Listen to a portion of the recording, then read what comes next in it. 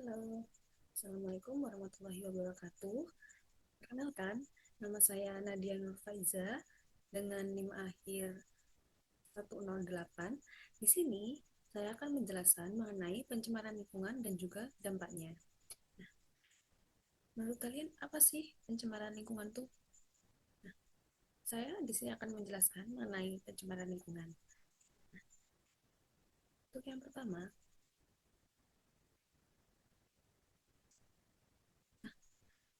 tujuan kita untuk pembelajaran kali ini adalah yang pertama untuk menjelaskan pengertian pencemaran lingkungan dan mengenali jenis-jenisnya, seperti pencemaran air, udara, tanah, suara, dan juga cahaya.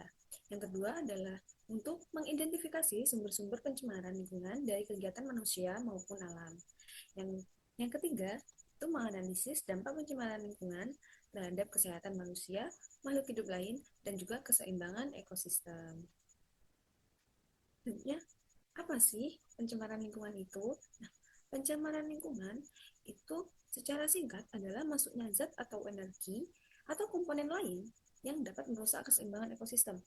Nah, zat yang masuk atau zat pencemar itu disebut dengan polutan. Nah, secara lebih rinci, pencemaran lingkungan adalah masuknya zat, energi, ataupun komponen lain ke dalam lingkungan yang menyebabkan kualitas lingkungan tersebut menurun dan dapat membahayakan kesehatan manusia, organisme lain, dan juga keseimbangan ekosistem. Nah, kalian tahu nggak sih polutan tuh kayak apa? Polutan tuh apa kalian tahu ciri-ciri dari polutan? Nah, saya guru akan memberitahu apa sih ciri-ciri polutan, zat apa yang bisa termasuk dalam polutan. Ya. Ciri-ciri zat tersebut termasuk polutan adalah zat tersebut, yang pertama, zat tersebut itu melebihi ambang batas yang harusnya ada di lingkungan. Yang kedua, bersifat toksik ataupun beracun. Nah, yang ketiga, zat polutan itu akan sulit terurai secara alami. Keempat adalah tentu saja merusak lingkungan. Jadi, zat-zat yang termasuk polutan ini harus memiliki 4 ciri ini agar termasuk dalam zat yang termasuk polutan. Selanjutnya, untuk jenis-jenis pencemaran lingkungan, yang pertama ada pencemaran air. Kalian tahu nggak sih apa itu pencemaran air? Pencemaran air adalah pencemaran atau kerusakan lingkungan air yang terjadi ketika bahan-bahan berbahaya masuk ke sumber air, seperti masuk ke sungai, danau, laut, ataupun air tanah. Polutan atau zat berbahaya yang masuk itu dapat berupa zat kimia, mikroorganisme patogen, limbah organik, ataupun anorganik. Nah, dari mana sih asalnya polutan itu kok bisa masuk ke air? Nah, sumber dari polutan tersebut dapat berasal dari limbah industri. Nah, apa aja yang polutan yang dihasilkan oleh limbah industri? Yang pertama itu ada, contohnya ada logam berat, ada pelarut, ada juga limbah kimia. Yang kedua, sumber ini yang paling banyak menyumbang polutan, ya, limbah rumah tangga. Dimana contohnya itu ada deterjen, minyak goreng, yang biasa dipakai oleh masyarakat umum sehari-hari, ya kan? Nah, sumbernya dari mana lagi? Selain dari limbah industri dan juga rumah tangga, limbah pertanian juga dapat menyebabkan pencemaran air. Tuh. Contohnya itu ada penggunaan pupuk kimia berlebihan dan juga pestisida yang berlebihan. Nah, zat-zat tersebut apabila masuk ke dalam tanah dan mengkontaminasi air tanah, maka air tanah akan berubah ataupun rusak. Itu. Selanjutnya ada yang selanjutnya sumber polutan yang dapat menyebabkan pencemaran air ada dari limbah peternakan. Di mana contohnya itu ada kotoran hewan, sisa pakan, itu dapat menyebabkan pencemaran air. Di mana ketika kotoran hewan ataupun sisa makanan itu dibuang ke air, dia akan mencemari lingkungan di air atau merusak air, merubah air gitu. Nah, apa sih dampaknya? Apa sih dampaknya pencemaran air bagi kita, bagi lingkungan? Nah, dampaknya itu ada kematian biota air. Jadi, apabila pencemaran air itu amat sangat parah, ya, dia akan merusak biota laut. Jika ikan-ikan, terumbu karang itu akan rusak. Yang selanjutnya adalah dapat terjadi eutrofifikasi, di mana adanya ledakan populasi alga yang dapat mengurangi oksigen. Nah, itu alga tuh baik, tapi apabila alga itu ada banyak di dalam air, nah otomatis alganya akan membutuhkan banyak oksigen gitu. Jadi oksigen yang ada di dalam air itu berkurang dan akan mempengaruhi hidup biota laut. Tuh. Selanjutnya ada penyakit diare, kolera ataupun hepatitis. Nah, tiga penyakit ini dapat menjangkit manusia yang dapat disebabkan oleh pencemaran air. Di mana kita ini minum dari air tanah, gitu. Maksudnya kayak air yang kita gunakan untuk minum, masak, yang dari tanah itu apabila tercemar juga akan mempengaruhi kehidupan kita, kesehatan kita. Tuh. Dan selanjutnya yang sudah seperti Ibu jelaskan tadi, air yang tercemar akan mempengaruhi kualitas air minum kita. Mau tidak mau, air yang kita minum itu adalah air yang berasal dari tanah. Tuh. Air yang ada di bawah tanah. Apabila air tersebut tercemar, maka kualitas air minum kita akan buruk, yang akan mempengaruhi kesehatan tubuh kita. Tuh. Nah, jenis pencemaran selanjutnya adalah pencemaran udara.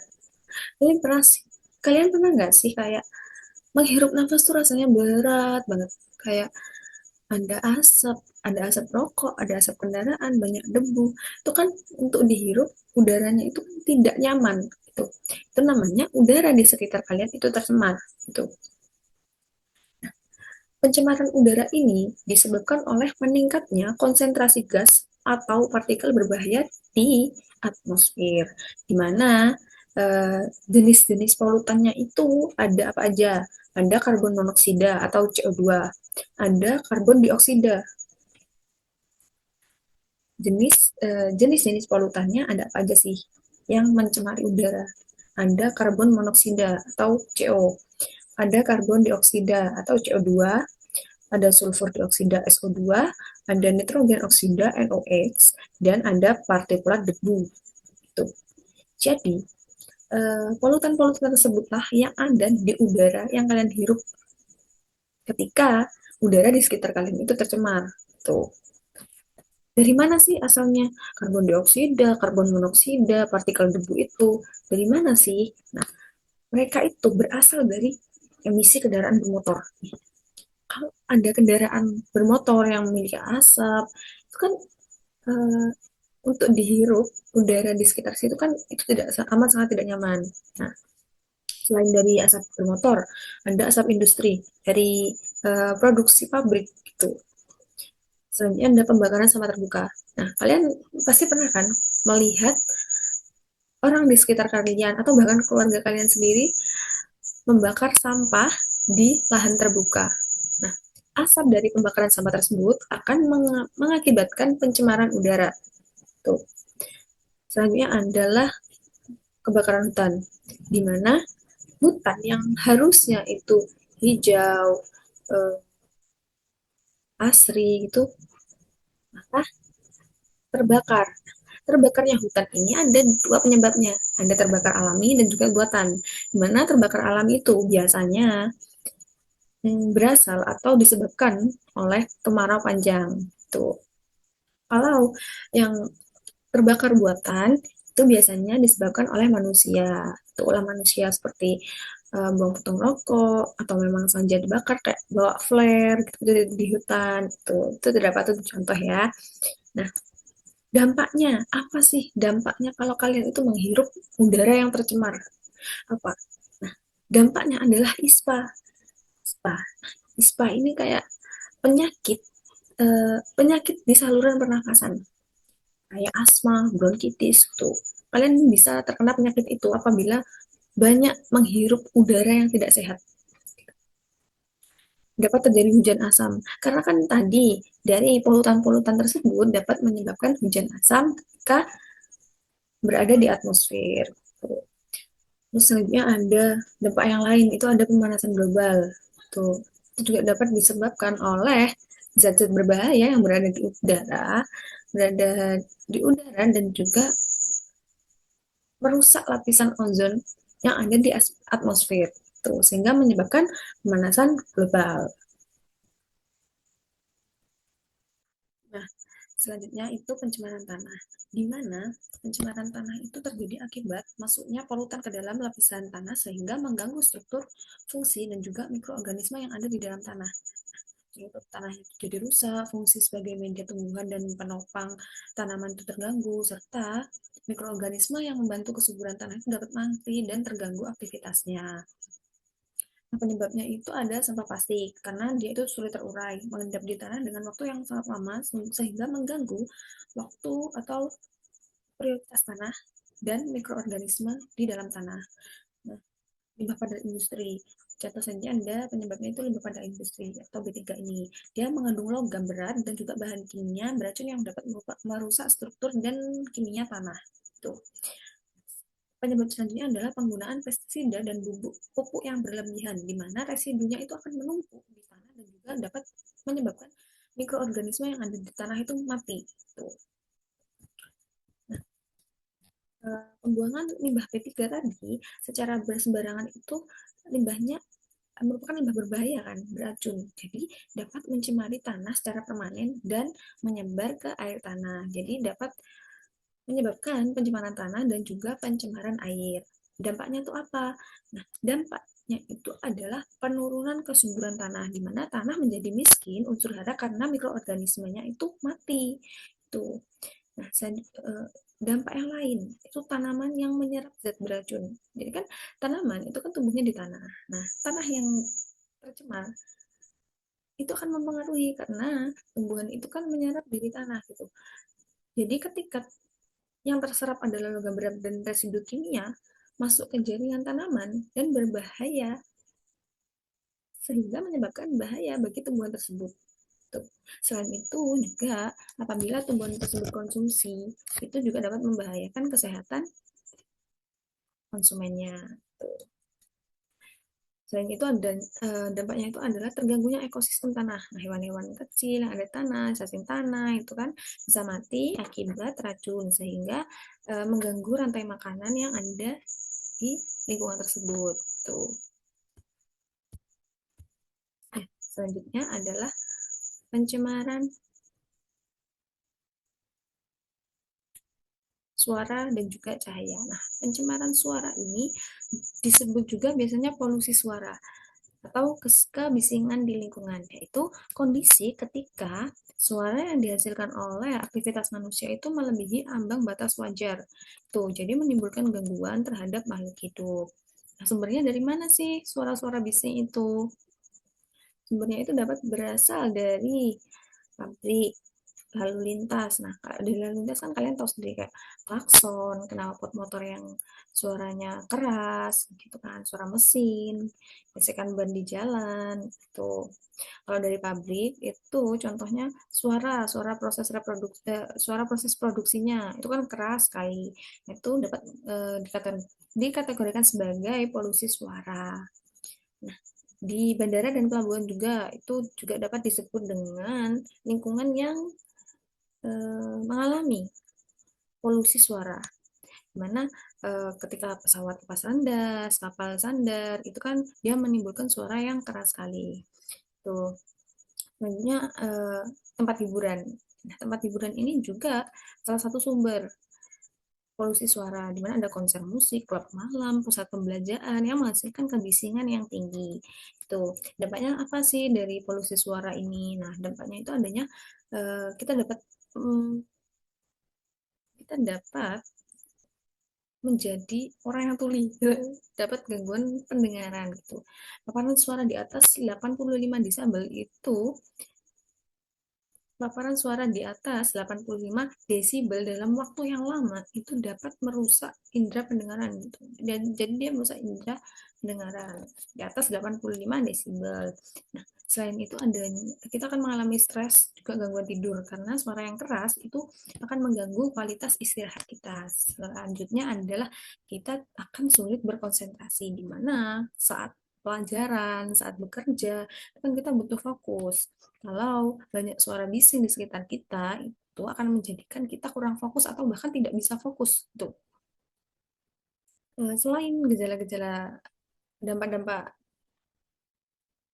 tadi yang sudah Ibu sebutkan, dampak yang selanjutnya adalah kita juga dapat terkena gangguan fisiologis, di mana kebisingan itu dapat meningkatkan tekanan darah dan detak jantung, sehingga menyebabkan atau memicu kita terkena penyakit jantung.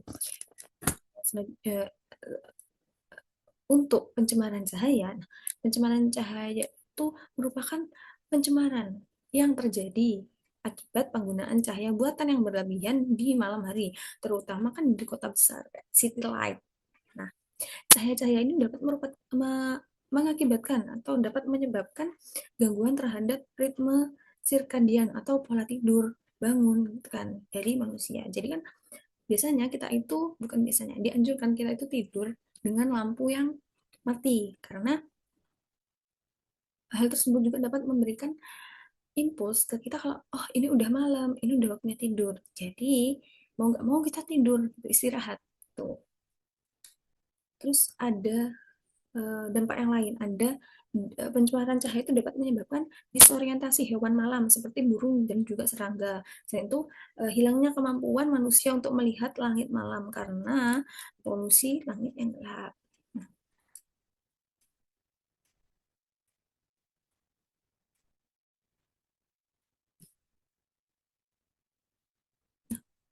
apa aja sih dampak dari pencemaran? Dampaknya yang ini tadi dapat mengganggu kesehatan manusia. Yang pertama.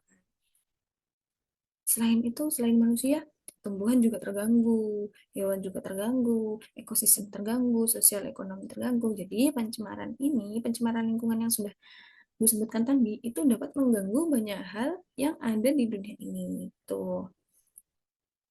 Nah, dari sekian banyak pencemaran lingkungan itu, apa sih dampaknya bagi manusia, bagi hewan, tumbuhan, bagi sosial ekonomi? Nah, inilah beberapa dampak yang dapat kita dapatkan dari pencemaran udara. Setelah kita membahas jenis-jenis pencemaran yang ada di lingkungan kita, apa aja sih dampaknya buat siapa aja sih? Dampaknya apa aja yang bisa kita alami ketika lingkungan kita itu tercemar? Nah, dampaknya terhadap kesehatan manusia itu yang pertama satu, dapat kita itu bisa terkena penyakit kulit, penyakit diare, keracunan makanan. Jadi ada gangguan pernapasan karena adanya pencemaran udara. Adanya kanker akibat paparan logam berat ataupun pestisida dari tanah tadi, pencemaran tanah. Nah, adanya gangguan saraf pusat, di mana adanya gangguan saraf pusat ini karena adanya pencemaran dari suara, ya, tadi pencemaran suara. Nah, kalau untuk manusia itu dampaknya, beberapa dampak yang dapat dialami manusia ketika lingkungan itu tercemar tadi.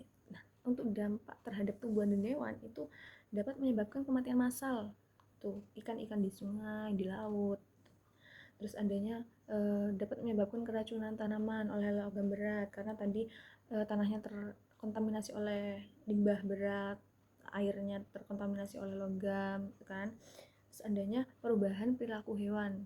Tuh, adanya mutasi genetik dan hilangnya spesies. Ini disebabkan karena pencemaran lingkungan yang terjadi di lingkungan sekitar hewan-hewan tersebut. Tuh. Nah, selain dampak bagi manusia dan hewan, tumbuhan, pencemaran lingkungan itu juga dapat mempengaruhi ekosistem. Karena dengan adanya pencemaran lingkungan ini, ekosistem itu jadi tidak seimbang gitu. Dari ketidakseimbangannya rantai makanan, menurunnya keanekaragaman hayati, adanya perubahan struktur komunitas, dan juga rusaknya habitat alami dari hewan-hewan. Tuh. Selain itu, dampak yang dapat disebabkan oleh pencemaran lingkungan itu adalah dampak sosial ekonomi. Beberapa dampaknya adalah biaya kesehatan meningkat, karena kalau kita sakit-sakitan kan otomatis kita membutuhkan uang untuk berobat. Tuh. Adanya penurunan produktivitas lahan pertanian karena tanahnya terkontaminasi, tanahnya ada zat berbahayanya, airnya juga tercemari, otomatis kan produktivitas dari lahan pertaniannya itu juga menurun karena kualitasnya yang buruk. Kerugian sektor perikanan dan pariwisata, dimana sektor perikanan ini kan juga eh, dipengaruhi oleh air gitu loh, karena ikan hidupnya di air. Jadi apabila airnya terkontaminasi, otomatis sektor perikanan juga akan menurun, mengalami kerugian. Selanjutnya adanya konflik sosial karena kelangkaan sumber daya bersih, dimana nanti apabila di suatu daerah airnya tercemar, kan daerah tersebut akan mengambil air bersih dari daerah lain gitu loh. Jadi dapat menyebabkan konflik sosial karena kelangkaan. Selanjutnya kita membahas indikator-indikator pencemaran lingkungan. Ada indikator fisika kimia dan juga ada indikator yang namanya bioindikator. Mana indikator fisika kimia itu ada pH air, kekeruhan, suhu, BOD atau biological oxygen demand, adanya. Terus selanjutnya adalah COD, chemical oxygen demand. Nah, selanjutnya ada bioindikator. Nah, bioindikator apa aja? Nah, ada lumut. Lumut ini dapat digunakan untuk indikatornya pencemaran udara. Tuh. Ada enceng gondok. Enceng gondok ini akan tumbuh subur di perairan yang tercemar limbah organik. Jadi dia dapat digunakan sebagai bioindikator. Selanjutnya ada larva serangga, ada tertentu ya larva serangganya ini sebagai indikator kualitas air seperti capung. Tuh. Contohnya capung. Gimana cara penanggulangan dari lingkungan kita yang udah tercemar. Nah, ada upaya pencegahan atau preventif di mana kita menggunakan energi terbarukan. Satu, mengurangi plastik sekali pakai yang sulit terurai, mengedukasi dan juga memberikan pengertian lingkungan kepada masyarakat umum. Tuh. Selanjutnya kita juga dapat mengurangi emisi kendaraan. Jadi kayak kita bisa jalan kaki, nggak naik motor untuk berpergian dekat-dekat. Selanjutnya ada upaya korektif, di mana ini upaya yang dilakukan upaya pemulihan ya. Kita bisa melakukan bioremediasi menggunakan mikroorganisme untuk mengurangi polutan yang ada di tanah ataupun di air. Nah, ada fitoremediasi. Fitoremediasi ini sama seperti bioremediasi, tapi fitoremediasi ini menggunakan tanaman. Nah, kalau bioremediasi tadi kan menggunakan mikroorganisme.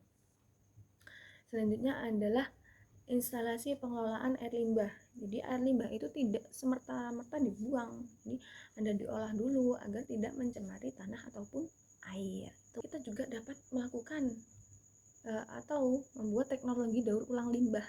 Tuh. Itu juga dapat dilakukan. Selanjutnya adalah upaya konservasi. Tuh.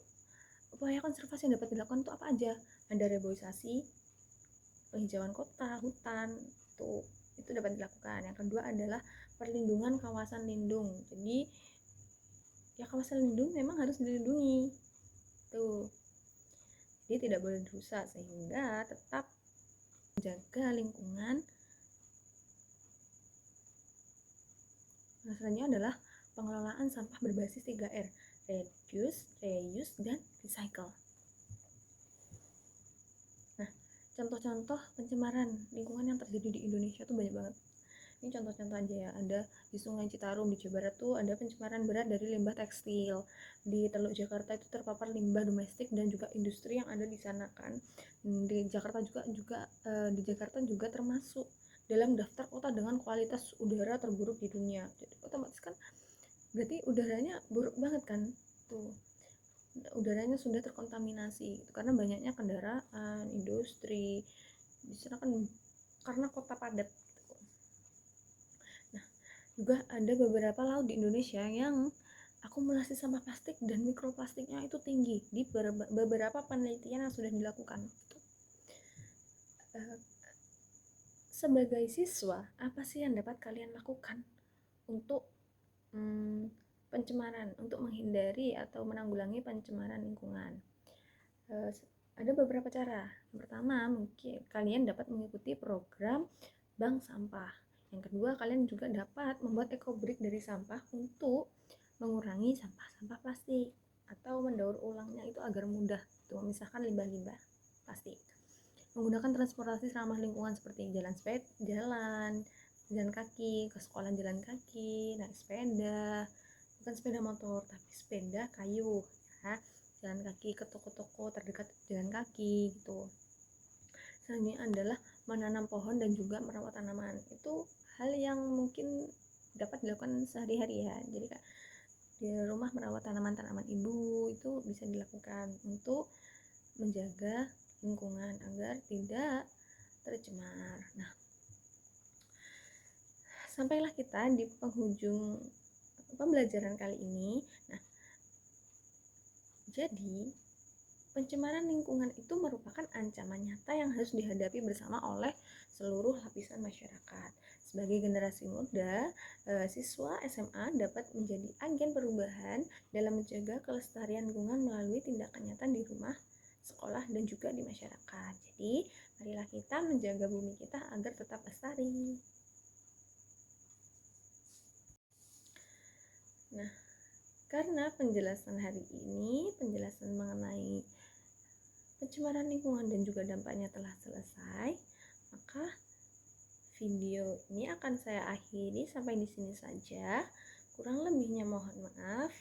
Wassalamualaikum warahmatullahi wabarakatuh. Terima kasih.